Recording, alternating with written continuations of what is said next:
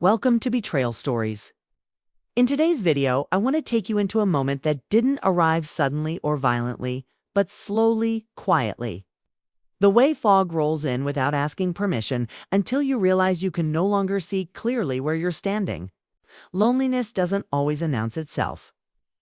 Sometimes it creeps in during ordinary days, hiding behind routines, disguising itself as patience. It settles into the spaces where conversation used to live, into the pauses that feel a little too long, into the nights where silence becomes heavier than noise. That was my life then. From the outside, everything looked fine. A marriage, a home, a rhythm that appeared stable. But inside, something essential was missing, and I didn't know how to name it without feeling selfish for wanting more. My husband had been gone for a week. A work trip, he said. I believed him. Or maybe I needed to believe him. We hadn't been fighting. There were no slammed doors or raised voices, just distance. The kind that grows when two people stop reaching for each other and start assuming the other one will always be there. He used to ask how my day was, used to notice when I was quiet. Lately, he lived inside his phone, his emails, his conference calls. When he spoke, it was efficient, not intimate. And I told myself this was normal.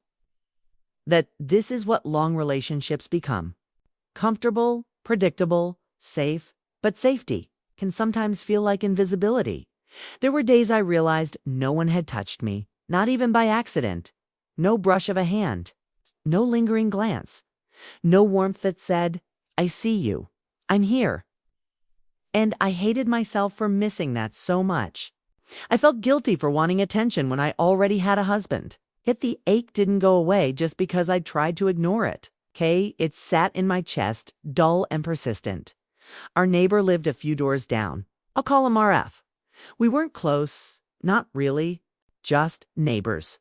The kind who exchange polite smiles in the hallway, who help with groceries if your hands are full, who ask how things are going without expecting a real answer.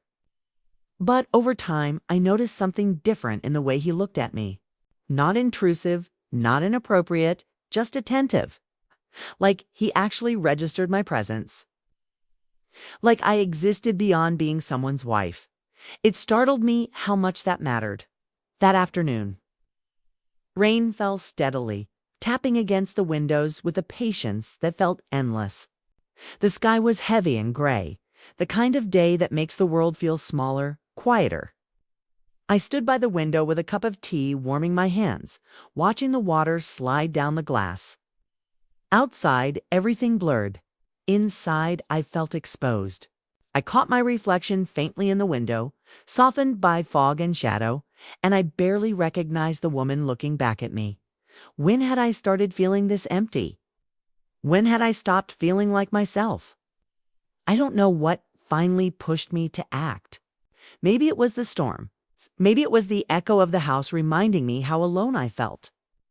Or maybe it was the quiet realization that no one was coming to rescue me from this feeling. I picked up my phone, stared at the screen longer than I should and typed a message I would replay in my mind 1,000 times afterward. I asked if he was free, if he wanted to stop by for coffee. I told myself it was innocent, just a conversation, just company. Nothing more. His reply came almost instantly. He said yes. He said he'd like that. My heart beat faster than it should have for something so simple. I set the phone down and tried to calm myself. I reminded myself that I was married, that this was harmless. That loneliness can make ordinary things feel dangerous when they aren't. Still, my hands trembled slightly as I prepared the coffee, as I straightened cushions that didn't need adjusting, as I listened for footsteps in the hallway. When he arrived, rain clung to his jacket and darkened his hair. He looked slightly disheveled, like he'd hurried. There was something almost unreal about seeing him standing in my doorway. As if a boundary had been crossed without either of us saying so. I offered him a towel and he smiled, thanking me in that calm voice that always seemed grounded. Something about his presence made the room feel warmer. Fuller, we sat on the couch, leaving a polite distance between us at first. The air smelled faintly of cinnamon and rain. We talked about ordinary things: work, weather, a show he'd been watching. We laughed at nothing important. But beneath the conversation, something else moved quietly. Like a current you don't notice until it pulls you off balance. He looked at me differently when I spoke, like he was listening not just to my words, but to what lived underneath them. At one point, he leaned forward slightly and studied my face. The silence that followed wasn't awkward. It felt charged, alive. "You look tired," he said gently. The words caught me off guard, not because they were unkind, but because they were true. He didn't mean physically. I could hear it in his voice. He meant something deeper. He said it looked like I'd been carrying too much on my own for a long time. Something inside me cracked. I hadn't realized how desperately I wanted someone to notice that. I admitted quietly that maybe he was right, that I had been holding things together without anyone really seeing how heavy it felt. He didn't push me to explain. He didn't offer solutions. He just nodded, as if giving me permission to feel whatever I needed to feel. I turned toward him and studied his face. Calm, steady. But his eyes held something unspoken. Like he was waiting, not demanding, just present. I whispered that I didn't know why I'd invited him over. That I think I just didn't want to be alone. He didn't move. He didn't speak right away. But the space between us felt electric. I tucked my hair behind my ear, a nervous habit. Slowly, carefully, his hand rested over mine. The touch was gentle, unassuming, but it sent a shock through me. My breath caught. It had been so long since someone touched me, like it meant something. Like it wasn't automatic or distracted. We stayed like that, neither of us rushing. His thigh brushed against mine, subtle enough to be accidental, but intentional enough to be felt. A shiver moved through me, not just physical, but emotional. My body remembered what it felt like to be close to someone who was fully there. Warmth, tenderness, that floating sensation of being noticed, being valued. I leaned back and closed my eyes. I asked if this was wrong, my voice barely louder than the rain outside. He traced his fingers lightly along my wrist, slow and respectful, as if listening to my heartbeat. He said it didn't feel wrong to him, but that he would leave if I wanted him to. I opened my eyes and looked at him. I didn't answer with words. I didn't need to. The distance between us disappeared. His presence wrapped round me like a quiet storm.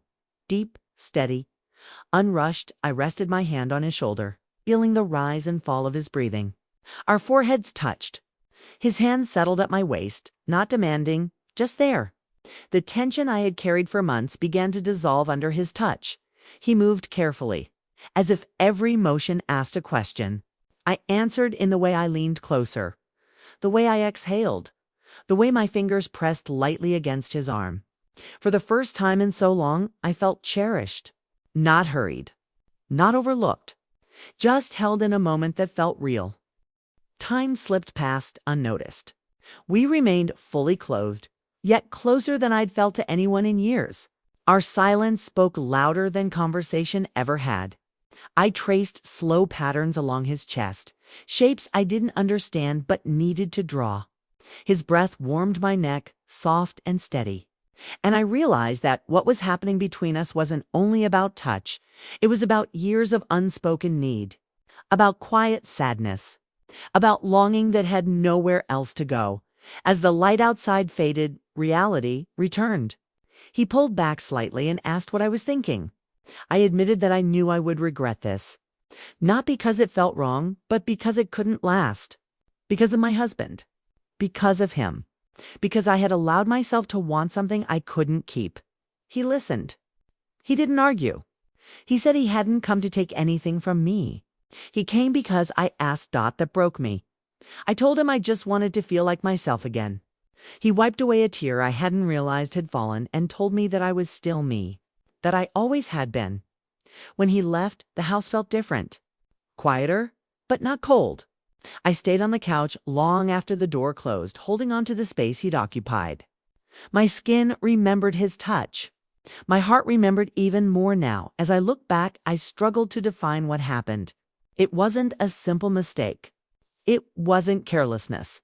It was the collision of emptiness and emotion, a need that stayed hidden too long. I regret it, yes, but not out of shame. I regret that I had to look outside my marriage to feel seen. I regret waiting so long to admit that I was hurting. For a few brief hours, I felt alive. And sometimes that's the most dangerous thing of all.